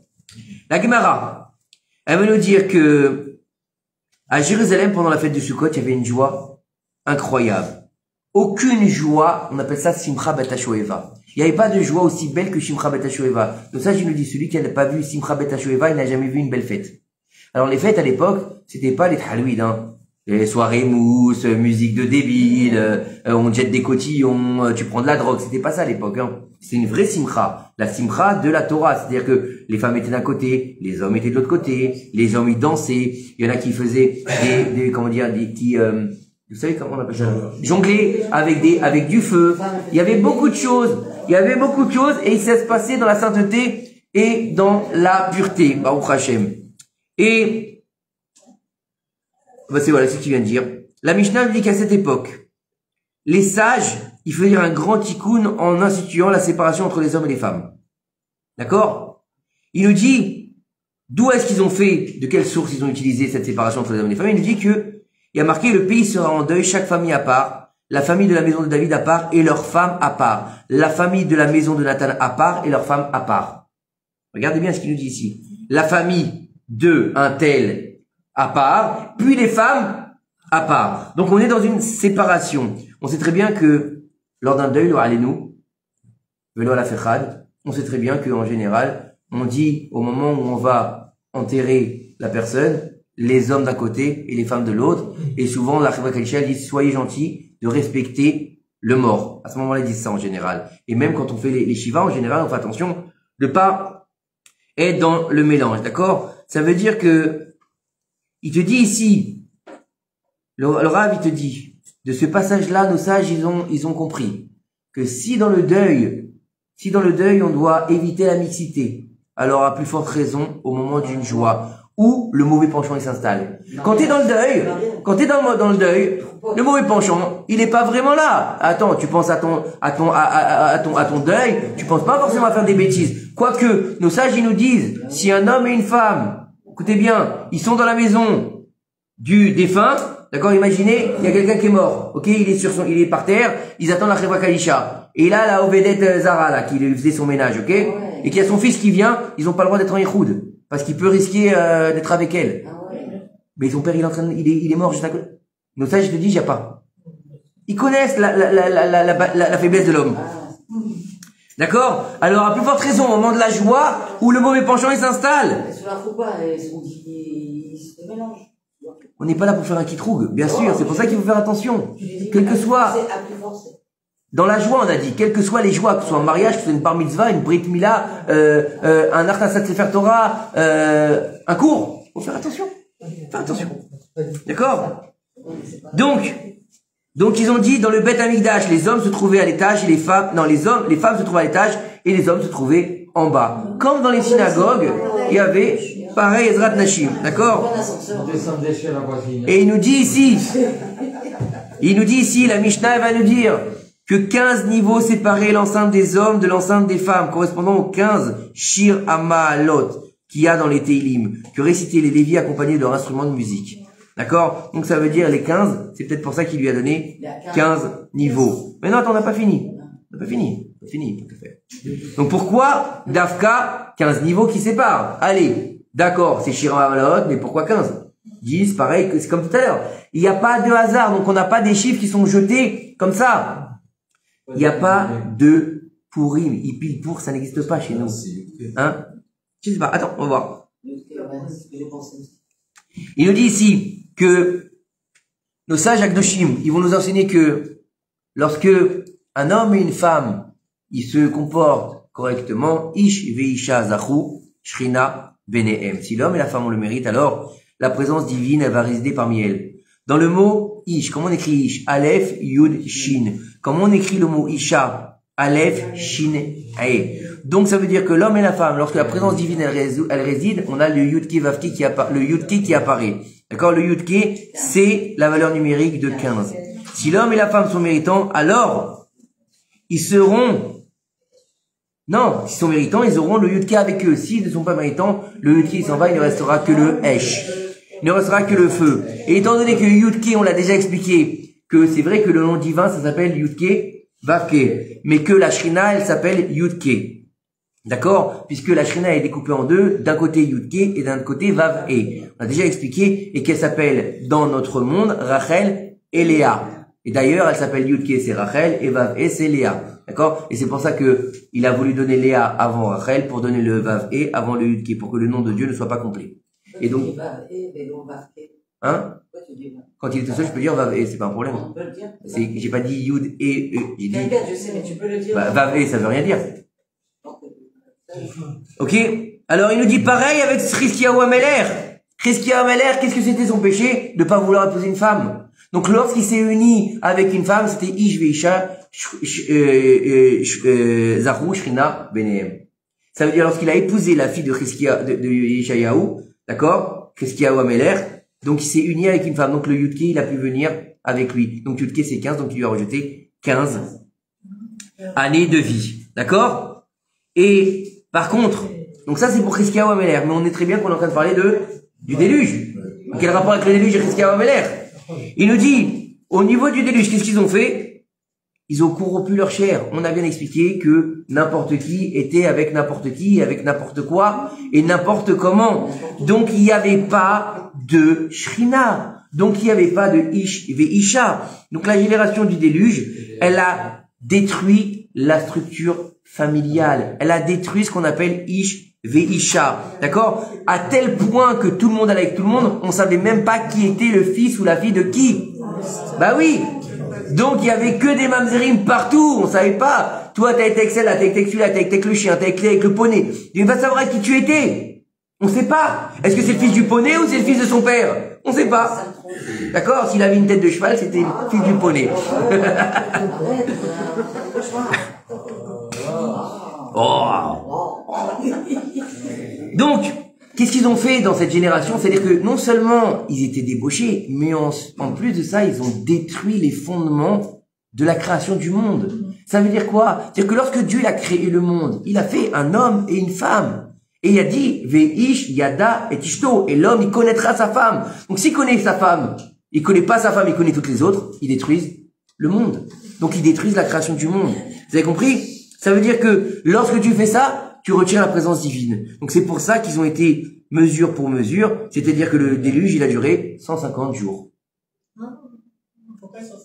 Il nous dit ici, par les eaux du déluge qui durèrent 10 fois 15, 150. Ok? Le 15, c'est par rapport au 15. Oh oui, c'est la ligne. Hein? Ouais, le 15, Il y a des générations, ouais. c'est pas grave. C'est l'heure du biberon. Mais laissez-le tranquille. Alors écoutez bien. Mesquine. Ouais, le 15, c'est par rapport au 15 Shir. Alors réponds. Cachir la malotte par rapport, on a dit par rapport, non, ça on a dit par rapport à la Ezrat Nashim qui était séparée. Quand même, genre, Il y a plusieurs niveaux. Il y a le Shiramalot, il y a l'homme et la femme, il y a Yulutke, il y a plusieurs niveaux. De toute façon, dans chaque chose, il y a plusieurs explications, puisque vous les voyez bien, on est dans les mesures de la Teva et on est sur 4 explications. Que sur des mesures. Et encore, le livre s'arrête. Donc, à mon avis, on peut continuer comme je t'ai expliqué. Il y en a qui disent que c'est rien que sur le bête de Bereshit, il y a 70 explications. Il y en a qui disent qu'il y en a 700 explications. Sur le bête. D'accord? De Bereshit, hein? Il y a le point aussi. Raménaché. Le point, le tag, tout. Donc, encore une fois, chaque chose, elle est très profonde. Chaque chose, elle est très précise. Chaque mot, il a sa place. Chaque répétition dans la Torah, elle a sa place. Chaque tag, il a sa place. Chaque cantillon, il a sa place. D'accord? Quand on dit cantillon, c'est ça? Cantillon? Quand les ta'amim. Oui, cantillon, on dit. Non, cantillon ou cantillation, merci. J'étais pas loin. Les ta'amim. Ouais, les ta'amim. Les ta'amim, faut savoir une chose, c'est que les ta'amim, ils sont pas mis au hasard. Parce qu'en fonction du ta'am, tu peux lire le texte différemment. Et si tu lis le texte différemment, il prend, s'il vous plaît. Mechila. Alors Marc, on te dit. Ça veut dire que le texte n'est pas le même. Quand vous avez une virgule, si la virgule est placée autre part, elle peut changer toute la phrase. Vous êtes d'accord avec moi ou pas? Donc c'est pareil avec les ta'amim. C'est pareil, c'est la ponctuation de la Torah. N'oubliez pas que dans la Torah, il n'y a pas de point, on sait même pas quand est-ce qu'il finit le pasouk. Si, on le sait grâce au ta'amim, sauf pasouk. D'ailleurs, vous savez pas, quand quelqu'un dit pas le sauf pasouk, qu'est-ce qui se passe? Oh! T'as oublié le sauf pasouk! Hein? Des fois, tu vas attraper une crise cardiaque dans la synagogue. Alors, faut bien comprendre que tout ça, ça a son importance. Tel point que même Moshe Rabbeinu lui-même, lorsque Dieu lui a montré Rabbi Akiva, il lui a dit, montre-moi. Les générations, il a vu Rabbi Akiva, il est rentré dans une salle, d'accord? Rabbi Akiva, il était à la tête de la salle, lui, il arrivait au dernier siège, il écoutait le cours, et Rabbi Akiva, il dit, voilà, comment c'est le tag, telle lettre c'est 3, telle lettre c'est 1, et la petite lettre ça c'est ça. Les tags, c'est les petites couronnes qu'il y a sur les lettres du Sefer Torah. Et Moshe, il comprenait rien. Alors, il y a un élève, à un moment donné, il a dit, Rabbi, d'où est-ce que tu tiens ces enseignements? Et Rabbi Akiva, il lui dit, Alachal et Moshe Messinaï. Et là, Moshe Rabbeinu, il était rassuré. Vous vous rendez compte? Même Moshe Rabbeinu, il connaissait pas des choses. Donc, il y a des choses qui sont extraordinaires. Pourquoi les tefilines, ils sont noirs? Vous savez pourquoi? Ça veut pas? Non. Ben nous non plus. Vous savez ce qui a marqué dans le Mishnah Brura? Donc le Mishnah Brura, la référence du Shulchan Aruch, d'accord? Machné dans Mishnah Brura. Pourquoi les tefilines sont noires et carrées? Halacha les Moshe Misinaï. C'est tout ce qui est écrit. Il n'y a aucun billon, il n'y a rien d'autre. Halacha les Moshe Misinaï. Voilà. Il y a des fois, tu peux pas te poser des questions. C'est comme ça. En tout cas, on va finir. Pourquoi le 15? Écoute bien pourquoi le 15. Il me dit que les dimensions de la Théba sont de 300 amot sur 50 amot. D'accord? Ça fait une superficie totale de 15 000 amot. Lorsque le déluge, il a recouvert le monde, il a recouvert aussi les montagnes jusqu'à 15 amot au-dessus de leur sommet.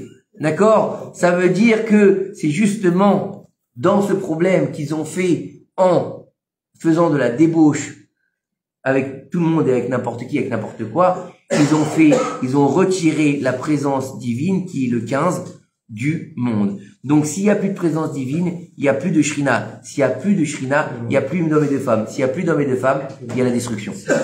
Il y a la destruction. Et c'est exactement ce qu'on vit aujourd'hui. Aujourd'hui, on veut nous faire croire que c'est normal que les hommes se marient entre les hommes, les femmes se marient entre les femmes. D'accord? Il nous dit le Rav Citrik Zichron Livracha, il disait, écoutez-moi bien, le Rav Citrik il disait, c'est la chose la plus dramatique qui puisse exister au monde parce que ça détruit tous les fondements de la famille. Pourquoi? Parce que le but du mariage, c'est justement de se confronter avec quelque chose qui est différent de toi. Alors que lorsque tu vas chercher l'homosexualité, tu vas chercher quelque chose, s'il vous plaît. Tu vas chercher ton propre reflet. Donc ça s'appelle le narcissisme. Donc ça veut dire que c'est la mort. Le narcissisme, tout le monde connaissait quoi le narcissisme, c'est la mort. Donc ça veut dire que on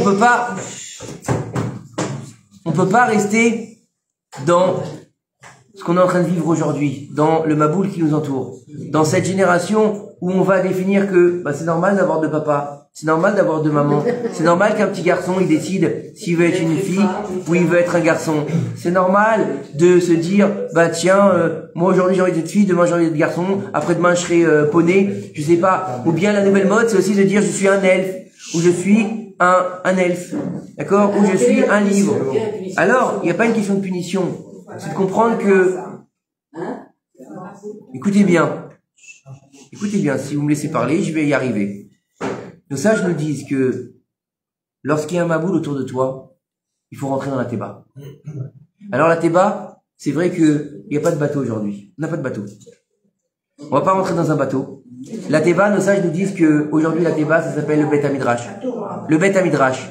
Rentre dans la Beth Hamidrash. Quand ils disent que lorsque le Yetzer Hara vient vers toi, tire-le au Beth Hamidrash. Comme ça ils disent nos sages. Tire-le au Beth Hamidrash. S'il sera de pierre, il s'effritera. S'il sera de fer, il fondra. Et s'il sera de bois, il pourrira, un truc comme ça. Il me semble que c'est comme ça. Ça veut dire que le seul endroit où aujourd'hui on va pouvoir réussir à sortir de ce maboul, c'est la Torah. La Teva, c'est non seulement une arche, c'est le Beth Hamidrash, mais c'est aussi chaque mot de la Torah qui s'appelle Teva. Vous savez, quand on apprend à écrire, on nous dit Tevot. Chaque Tevot, elle doit être seule. Il y a marqué dans les halachot de Ktiva, il faut pas que les Tevot soient touchés, ou sinon c'est pas soul, parce qu'on n'a plus de mots. Chaque Teva, chacun il a sa barque, chacun il a sa place, chacun il a son mot, chacun il a son niveau dans la Torah. Ça veut dire qu'aujourd'hui, le problème c'est que on nous a tellement bassiné la tête avec religieux. Faut être religieux.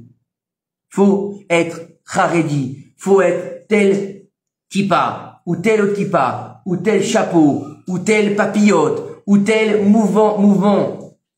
Et c'est ça, la religion. Non, c'est pas ça. Ça, c'est de la religion. Mais le judaïsme, c'est pas une religion. Le judaïsme, il est beaucoup plus grand qu'une religion puisqu'il est divin. Une religion, c'est humain. Le judaïsme, il est divin. Et Akadosh Baruch Hu nous dit, je vous ai donné le moyen de sortir du maboul. Comment on sort du maboul? Vous savez que c'est quoi le maboul? C'est ne pas avoir de limites. Alors on va mettre des limites. On va se mettre des limites. Pas des limites qu'on va se limiter nous-mêmes. On va mettre des limites à notre vie. Ça s'appelle en hébreu le seder. Le seder. Ça veut dire que le monde il est i-seder. Ça veut dire quoi? Il n'y a pas de seder. C'est le maboul quand il n'y a pas de seder. Chacun va avec n'importe qui, on fait rien, on travaille pas, on pense comme on veut, on utilise les démons, on va parler sur qui on veut, on va salir notre Brit Mila. Donc on n'a pas de seder dans notre vie. On va pas à la tefila, on va pas étudier. À quoi ça sert? Moi je vais à la synagogue, moi je fais ce que je veux. Ça arrive malheureusement. Les gens qui viennent à la synagogue, ils font ce qu'ils veulent. Oh, tu vois pas la Torah, on l'écoutera l'année prochaine. Non, il y a un seder dans la vie. Dans la vie, il y a toujours un seder. Et le but du juif, c'est justement d'atteindre la lumière du seder. Cette nuit-là, elle est particulière, cette fameuse nuit où justement c'est là qu'on est devenu un peuple. Donc c'est à ce moment-là qu'il faut aller... Ah, je crois qu'il s'en allait, qu'il était énervé. Non, je crois qu'il s'était fâché pour quelque chose, je sais pas. Pourquoi avec moi en plus? Je rien dit. Avec Benjamin. J'ai une question. Je t'en prie, vas-y. Voilà. Oui, vas-y. Le Maboul, il a recouvert toute la terre, c'est-à-dire tout le globe terrestre, oui. Ou uniquement l'endroit où se trouvaient les hommes de l'époque? Tout le globe terrestre. Sérieux? Tout le globe terrestre, et même les montagnes, puisqu'on l'a dit tout à l'heure, au-dessus des montagnes, il y a 15 amotes. C'est-à-dire que tout le monde entier a été recouvert, et non... Ça aurait servi à quoi s'il n'y avait pas d'hommes ailleurs? C'est une bonne question. Oui. C'est une très bonne question. Parce que, il y a marqué, Adama. Adama, c'est quoi? C'est pas la terre, c'est pas la surface de la terre, c'est l'intérieur. En fait, le Inyan, il est que les hommes, d'accord, dans leur débauche, d'accord, ils disséminent leur semence en vain, d'accord. Et la semence, on sait très bien qu'on l'avait déjà expliqué au niveau kabbalistique. La semence, c'est la vie, parce que la semence, avant d'être en bas, elle est en haut, elle est ici, d'accord. Elle est l'essence de l'homme. Et lorsqu'ils vont disséminer cette semence qui est pas là pour procréer et pour faire une mitzvah, donc elle est pas sainte, donc elle est malsainte, donc elle appartient au démon, malsaine, excusez-moi. Maître Capello 2. Non, c'est pas malsain, on va dire. Ah, c'est pas grave, c'est pas grave. Donc ça fait que, en fait, étant donné que la surface de la terre était recouverte, il fallait détruire la terre. Oui, mais encore une fois, il n'y avait pas des hommes de partout. Attends, laisse-moi finir. La terre était recouverte. Maintenant, le problème qu'il y a, c'était que la terre est une part entière. Quand Dieu il a fait sortir la terre de l'eau, il a fait un gouche. D'accord? Après, il y a les techniques des plaques, appelle-le comme tu veux. Mais à la base, c'est un seul gouche. Donc, c'est vase communicant. T'as compris? Donc la terre était recouverte. Il y a marqué, et toute la surface de la terre était recouverte de Hamas. Mais s'il n'y avait pas des hommes partout, pourquoi toute la surface de la terre? C'est la même chose. Parce que la violence, parce que l'homme, il est mashpia sur la création. Ça veut dire que par son mauvais comportement, il a fait que l'ensemble du globe était pourri. T'as compris? C'est-à-dire que le monde entier était devenu mauvais. Donc il a fallu détruire tout le globe, toute la surface de la terre, la rentrer dans un mikvé, non seulement un mikvé, mais en plus de ça, lui faire aussi la cachérisation. Bah oui, comment on cachérise? Avec de l'eau chaude. Et bah comment elle était l'eau du mikvé? Elle était brûlante. L'eau à la base, elle était brûlante. L'eau qui est sortie du bas, c'était de l'eau brûlante. D'accord? Donc ça veut dire que non seulement ils ont eu Agala, ils ont eu mikvé. C'est pas simplement un mikvé. Et toute l'année, elle a été recouverte jusqu'à qu'elle descende. T'as compris? Et une fois qu'elle a été nettoyée, maintenant qu'elle a été dans la profondeur nettoyée, elle peut maintenant revivre. T'as compris? C'est comme la femme qui va au mikvé. Pourquoi elle va entièrement au mikvé? Pourquoi elle irait pas que le bas? Bonne question. Oui ou non? Si tu pars dans le même principe, c'est que le bas qui a ses règles. Donc c'est que le sang qui part que d'en bas, dans l'absolu. On parle dans l'absolu, bien sûr. Donc tu dis, la meuf, vas-y que jusqu'au nombril. Ça suffit. Elle est pure? Non. Il faut qu'elle s'immerge complètement pour qu'il y ait un renouveau. Et qu'elle rentre complètement dans les 40 CA. Tout, entier. Entier. D'accord? Donc ça veut dire que ça s'appelle le renouveau. C'est comme le bébé dans le ventre de sa mère. Donc ça veut dire que si le bébé dans le ventre de sa mère, c'est une nouvelle création, la terre, elle a besoin d'être dans le ventre de sa mère qui s'appelle Akadosh Baruch Hu. T'as compris? C'est exactement le même niveau. C'est le niveau de en fait, après le déluge, ça s'appelle recréer la terre. À partir de, cette fois-ci, pas ex nihilo, avec quelque chose. T'as compris la différence? C'est-à-dire qu'à la base, c'était ex nihilo. Maintenant, c'est à partir de ce qui reste. À la base, il n'y avait pas d'homme, il n'y avait pas de femme, t'es d'accord? Donc il a créé Adam à partir de la terre, et la terre à partir du néant. Il n'y avait rien. Mais après le déluge, il restait Noach, les 3 enfants, et leurs femmes. D'accord? Et c'est pour ça que, on a dit tout à l'heure, qu'est-ce qu'il y a marqué là-bas? Qu'est-ce qu'on a dit dans l'histoire de Simcha Bet Hashoeva? il y a marqué la maison de David d'une part et leur femme d'autre part. D'accord? La maison de comment ça s'appelle là?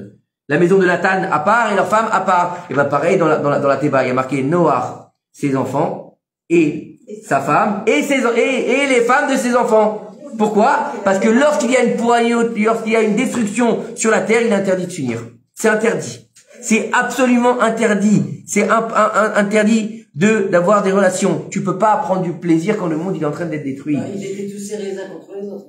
Et les seuls qui ont fauté, il y en a 3 qui ont fauté. Il y en a 3 qui ont fauté dans la Théba.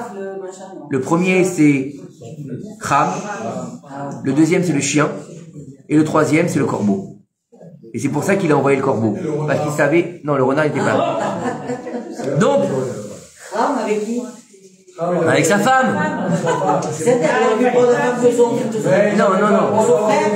Donc ça veut dire, s'il vous plaît, justement, il a envoyé le corbeau la première fois parce qu'il savait qu'il avait eu des relations, donc quoi qu'il arrive, que même s'il mourait quand il l'avait envoyé, sa descendance était assurée. C'est pour ça qu'il l'a envoyé la première fois. Et c'est pour ça que le Midrash il raconte, lorsque le corbeau était mis dehors, il lui a dit, tu mets dehors parce que tu as des vues sur la corvette. C'est parce que toi tu veux t'accoupler avec ma femme. Comme ça il lui a dit. Parce que Noach il parlait le langage des animaux. D'accord, comme ça dit Midrash. Il lui a dit, ah toi Noach, elle est belle hein, ma femme. Dis donc toi d'un corbeau, t'es Chikam Shuma. Donc faut comprendre une chose, c'est que toutes ces choses là un petit peu, toutes ces choses là, c'est que maintenant on a besoin dans toutes choses, de toutes parts et dans chaque niveau, c'est de se relier à ces deux niveaux de Shem Havaya et Shem Adnout pour pouvoir faire descendre l'abondance sur le monde entier et ne pas faire tomber sur nous le Maboul. Baruch Adonai Olam. Amen ve Amen.